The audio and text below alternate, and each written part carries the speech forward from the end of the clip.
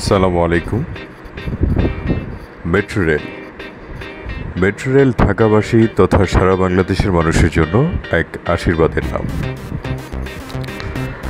Metro rail নিয়ে কাজ করার সৌভাগ্য হয়েছিল আমার মেট্রো রেল উদ্বোধন হওয়ার আগেই। বাংলাদেশ টেলিভিশনের কয়েকটি ডকুমেন্টারিতে মেট্রো রেল নিয়ে যে ডকুমেন্টারিগুলো হয়েছে ওই ডকুমেন্টারিগুলোতে বেশ কয়েকটিতে আমি ভয়েস দিয়েছিলাম এবং আমার কণ্ঠেই পুরো অনুষ্ঠানটা গিয়েছে। কিন্তু মেট্রো রেল চড়া হয়েছে আমার অনেক পরে। গত কয়েকদিন আগে আমি হঠাৎ করে শাহবাগ থেকে আমার মনে হলো যে মেট্রো রেল শব্দ শোনার পর আমি হঠাৎ করে মনে হলো যে না, মেট্রো রেল দেখি চড়া যায় কিনা। পরে ভেতরে গেলাম, ভেতরে গিয়ে দেখলাম যে টিকিট কাউন্টারে অত ভিড় নেই। আমি টিকিট কেটেছি অবশ্য যেটা স্বয়ংক্রিয় মেশিন, টিকিট কাটার মেশিন যেটা, সেখান থেকে টিকিট বিক্রয় মেশিন থেকে নিজেই টিকিট কেটেছি।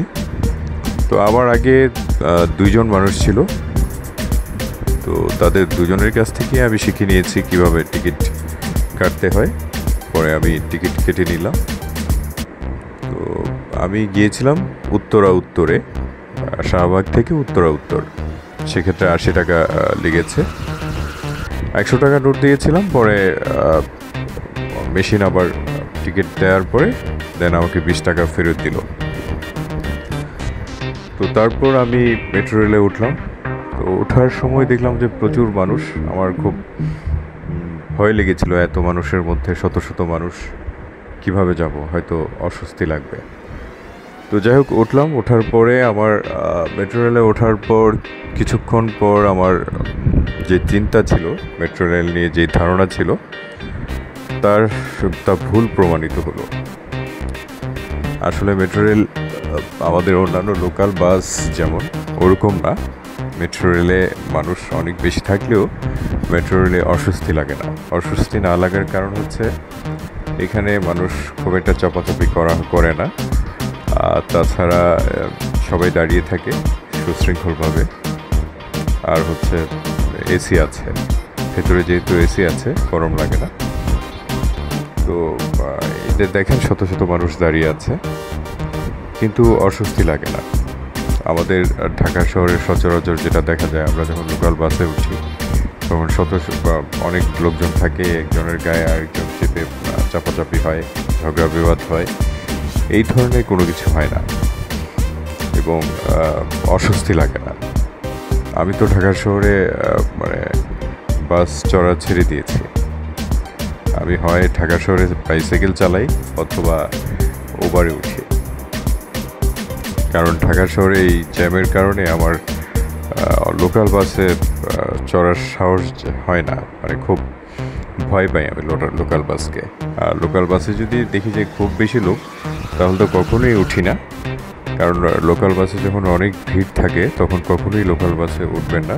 উঠলে আপনার বিপদ হতে পারে। সেক্ষেত্রে আপনার মোবাইল নিয়ে যেতে পারে, মানি ব্যাগ নিয়ে যেতে পারে, অথবা অন্য কোনো ধরনের সমস্যা হতে পারে।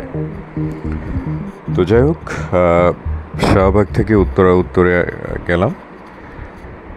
তো যেতে বেশি সময় লাগেনি, হয়তো 30 থেকে 40 মিনিট সময় লেগেছে আমার যেটা মনে হয় আর কি, বা আরও কম সময় লেগেছে। তো যেখানে আগে যদি শাহবাগ থেকে আমরা বাসে উত্তরে যেতাম, সেক্ষেত্রে হয়তো 2-3 ঘন্টার সময় লেগে যেত। আমার মনে আছে আমি যখন মোহনা টিভিতে চাকরি করতাম তখন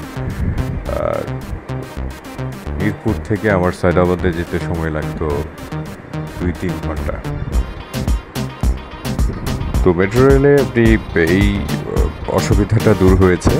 আপনি মিরপুরে যেতে পারবেন হয়তো 20-25 মিনিটের মধ্যে। তারপর উত্তরে যাওয়া যাচ্ছে।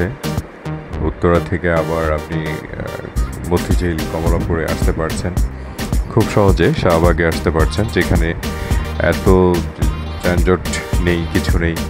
খুব সহজে 8 মিনিট পরই মেট্রো রেল ছেড়ে যাচ্ছে। তো এখানে আপনার দাঁড়িয়ে থাকতে হচ্ছে না।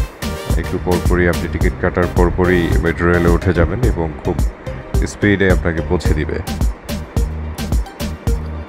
তো মেট্রো রেল আসলেই আমাদের বাংলাদেশের জন্য একটা বড় আশীর্বাদ। এই জন্য মাননীয় প্রধানমন্ত্রী শেখ হাসিনাকে অন্তরের অন্তঃস্থল থেকে ধন্যবাদ জানাচ্ছি।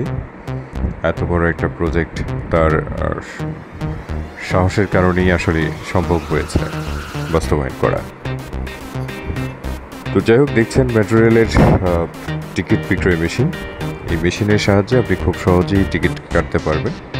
এখানে সিঙ্গেল টিকিটের জন্য একটা অপশন আছে, ওখানে ক্লিক করবেন, দেন হচ্ছে আপনার লোকেশন ক্লিক করবেন, দেন টিকিট সংখ্যা, এরপর হচ্ছে আপনার এখানে ভাড়ার তালিকা দেখা যাচ্ছে, তারপর হচ্ছে নিচে একটা লেখা আসবে ঠিক আছে। ওই ঠিক আছে ক্লিক করলে দেন আপনাকে এই ধরনের একটা টিকিট দেবে। ছবিতে যে টিকিটটি দেখলেন, এই টিকিটটি অবশ্য আপনি বাসায় নিয়ে আসতে পারবেন না। এটা আপনাকে যখন আপনি স্টেশন থেকে বের হবেন তখন এটা জমা দিয়ে আসতে হবে, আর না জমা না দিলে আপনার দরজা খুলবে না।